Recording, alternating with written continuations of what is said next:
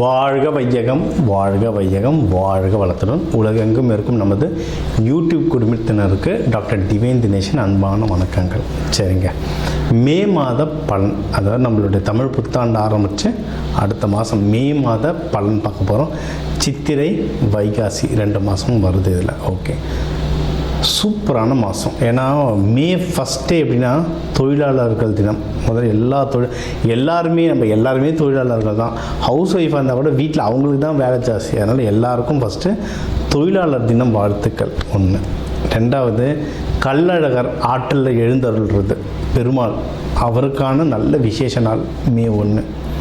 மே 30, 31 நம்ம தமிழ் கடவுள் முருகனுடைய வைகாசி விசாகம், சரியான பவர்ஃபுல் டே, பீக்கு பவர். முருகர்லாம் அந்த டைமில் அவர் பிறந்ததே என்னென்னா விசாக நட்சத்திரம், பீக்கு பவரில் இருப்பார். ஸோ இந்த மாதம் ஆரம்பிக்கிறதுலேருந்து முடிகிற வரைக்கும் பயங்கரமான ஃபெஸ்டிவல் தான், புனிதமான மாதம். சரி, இந்த புனிதமான மாதத்தில் நமக்கு எப்படி இருக்குது, நம்மளுடைய ரெகுலரான லைஃப் எப்படி இருக்குது, எந்தெந்த விஷயம்னா நம்மளுக்கு சாதகமாக இருக்குது, அதில் ஜெயிக்கலாம், எந்தெந்த விஷயத்துலலாம் நான் கொஞ்சம் உஷாராக இருக்கணும் அதை பார்ப்போம்.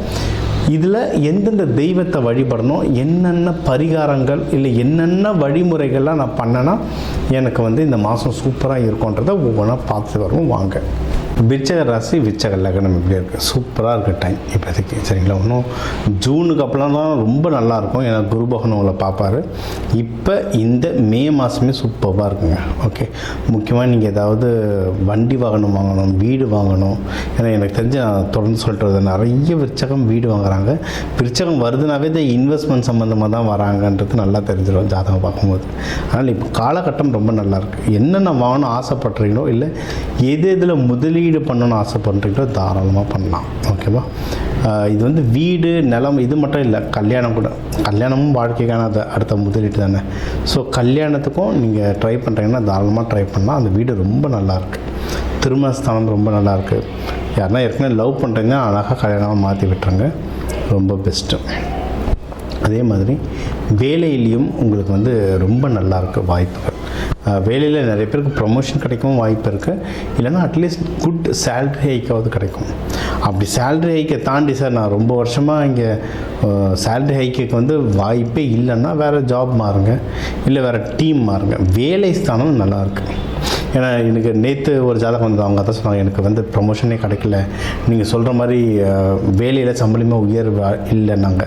எத்தனை வருஷமாம்மா வேலை செய்கிறீங்கன்னா, நான் ஒரு இடத்துல 8 வருஷமாக செஞ்சேன், போன வருஷம் தான் நான் வேறு புது வேலைக்கு மாறினேன்னாங்க.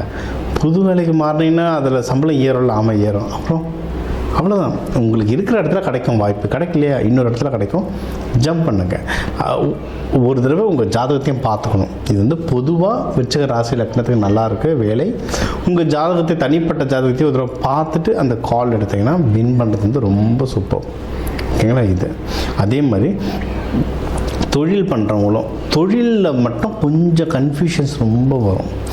விருச்சகம் பொதுவாகவே நிறைய இடத்துல ஏமாந்துருவாங்க. அது தொழில் விஷயத்துலலாம் ரொம்ப ஏமாறுவாங்க. இப்போ இருக்க காலகட்டம் தொழில் பண்ணுறவங்க ரொம்ப ஜாக்கிரதையாக இருக்கணும். ப்ராஃபிட், அதாவது யாராவது நீங்கள் சாமான் அனுப்புங்க, நான் அதுக்கப்புறம் உங்களுக்கு பணம் அனுப்புகிறேன். அதான் முக்கியமாக வெளிநாட்டுக்கு இம்போர்ட் எக்ஸ்போர்ட் பண்ணுறவங்கன்னா ரொம்ப ஜாக்கிரதையாக இருக்கணும். சரிங்களா, முதல்ல ஒரு 50% காசு வாங்கிடுங்க, ப்ராப்பர் அக்ரிமெண்ட் போட்டுக்கோங்க. ஏன்னா நம்ம நேரமும் டஃப்பாக இருக்குது, உலகத்துலேயும் ரொம்ப டஃப்பாக போய்ட்டுருக்க நேரம். அங்கங்கே ஷிப்பு ஃப்ளைட்டுன்னு எல்லாம் பிளாக் ஆகிட்டுருக்கு. நம்ம அனுப்புகிற சாமான் போய் ரீச் ஆக வேண்டிய இடத்துல ரீச் ஆகிறது கஷ்டமாக இருக்குது. அவங்க பணம் அனுப்புனா அது சேர்த்துக்கு ரொம்ப கஷ்டமாக இருக்குது. அதனால் பிஸ்னஸ் பண்ணுறவங்க ரொம்ப ஜாக்கிரதையாக பண்ணுங்கள், அது ரொம்ப முக்கியம். மற்றபடி நல்ல நியூஸ்ன்னு பார்த்தீங்கன்னு வச்சுக்கோங்களேன், உங்கள் 12, 2 குரு பகவான் இருக்கார். அப்போது நிறைய நல்ல நியூஸ் வந்துகிட்டே இருக்கும். கையில் பணமும் செலவாகும், ஆனால் என்ன நல்ல விஷயத்துக்கு செலவாகும். இப்போ எனக்கு தெரிஞ்சவங்களே அவர் விருச்சிக ராசி, வீடு வாங்கினார், பிஸ்னஸில் இன்வெஸ்ட்மெண்ட் பண்ணார், ஃபாரினும் ட்ராவல் பண்ணார், கையில் காசே தங்கலை தினேஷனார். சார் இவ்வளோ பண்ணிட்டு இருந்தீங்கன்னா எப்படி கையில் காசு தங்கும்?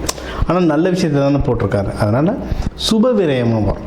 நீங்கள் அந்த காசை எடுத்துகிட்டு நீங்கள் கரெக்டாக போட்டுட்டிங்கன்னா, கரெக்டான விஷயத்தில் போட்டிங்கன்னா சுப விரயம், பண்ணாமே பத்திரமா வச்சுட்டு இருந்தீங்கன்னா அது வேறு இதில் கஷ்டமாக போயிடும். ஸோ அதனால் நல்ல வளர்கிற இன்வெஸ்ட்மெண்ட்டாக அதில் பார்த்து போட்டிங்கன்னா சூப்பர். ஓகே, எதுனா நான் ஜாகிரதையாக இருக்கணும்னா,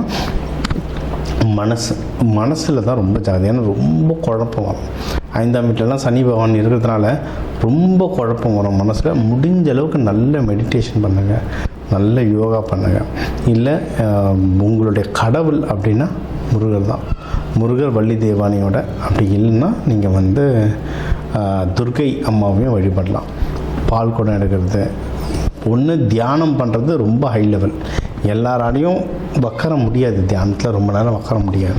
அப்போனா நீங்கள் பால் குடம் எடுக்கிறது, நிறைய பேர் அழகு குத்துவாங்க.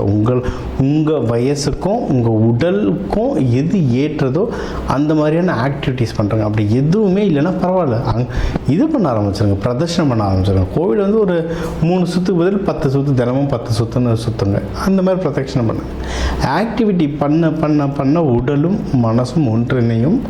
இணையே நீங்கள் வாழ்க்கையில் ஒரு நல்ல முன்னேறிங்க. சரிங்களா? இதுக்கு தெய்வ வழிபாடு அப்படின்னு நீங்கள் பார்த்தீங்கன்னா முருகர், துர்க்கை, செவ்வாய்க்கிழமை செவ்வாய் ஹோரையில் வழிபாடு பண்ணுறது நல்லது. நீங்கள் கோவில்களுக்கு நல்லெண்ணெய் வாங்கி தந்தால் நல்லது. அதாவது இது நீர் ராசி, ஆனால் செவ்வாய் வீடு. ஸோ நீங்கள் நீர் கலந்த நெருப்பின எண்ணெய்ன்னு சொல்லலாம். ஸோ நீங்கள் முடிஞ்ச அளவுக்கு நல்லெண்ணெய் நீங்கள் வாங்கி கொடுக்க உங்கள் பேர்லேயும் உங்கள் குடும்பத்தின் பேர்லேயும் கோவில்களில் விளக்கு எரிய உங்கள் வாழ்க்கையும் அதே மாதிரி சுடர் விட்டு நல்லபடியாக எரியும். ஸோ இப்போ உங்கள் ராசிக்கு முக்கியமான தகவல் எல்லாமே பார்த்தோம். என்னென்ன ஓவராலாக எப்படி இருக்கும், பணம் எப்படி வரும், கடன் வாங்கலாமா வாங்கக்கூடாதா, வேலையில் முன்னேற்றம் எப்படி இருக்கும், தொழில் முன்னேற்றம் எப்படி இருக்கும், யாருக்கு கல்யாணம் நடக்கும் நடக்காது, என்ன பண்ணால் கல்யாணம் நடக்கும், மகப்பேறு பற்றி, உடல்நிலை, இந்த கோர்ட்டு கேஸு, சண்டை சச்சரவு எல்லாம் ஒரு வாழ்க்கையில் வர முக்கியமான பிரச்சனைகள், முக்கியமான விஷயங்கள் எல்லாத்தையும் பார்த்துட்டோம். இப்போ நம்ம உலகத்தில் பார்த்திங்கன்னா ஒரு 12 கோடி தமிழர்களாவது இருப்பாங்க. ஒரு ராசிக்கு ஒரு கோடின்னு எடுத்தாலும் அவ்வளோ பேருக்கும் நம்ம பொது பலன்னு சொல்லியிருக்கோம். கைரேகை மாதிரி ஒவ்வொருத்தருக்கும் அவங்களுடைய சார்ட் ஜோதிடம் அவங்களுக்கு மாறும். சரிங்களா?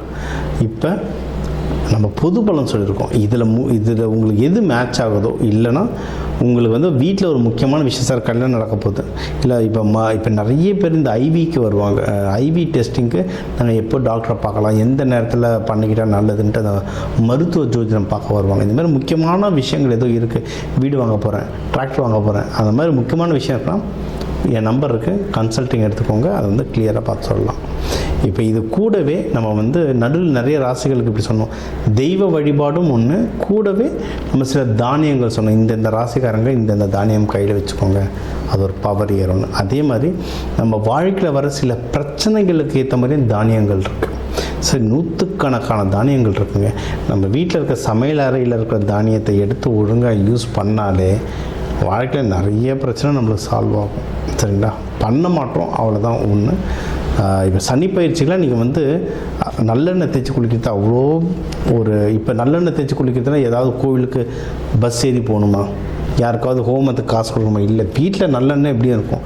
எல்லா தமிழர்கள் வீட்லேயும் எப்படியும் நல்லெண்ணெய் இருக்கும். அது தேய்ச்சி குளிக்கிறதுல என்ன ஆக போகுது? இந்த மாதிரி சிம்பிளான பரிகாரங்கள் நிறைய இருக்குது. தேவைப்படுறவங்க என்னுடைய நம்பரை காண்டாக்ட் பண்ணிக்கலாம். ஜோதிடம், வாஸ்து, நியூமராலஜி, மலர் மருத்துவம், இது சம்மந்தமாக எந்த கேள்விகள் இருந்தாலும் தாராளமாக எனக்கு கேட்கலாம். உங்கள் எல்லாருக்குமே இந்த மே மாதம் அந்த மீனாட்சி சுந்தரேஸ்வரர் அருளால் எல்லாமே நல்லபடியாக நடக்க டாக்டர் டிவைன் தினேஷன் அன்பான வணக்கங்கள். வாழ்க வளத்துடன்.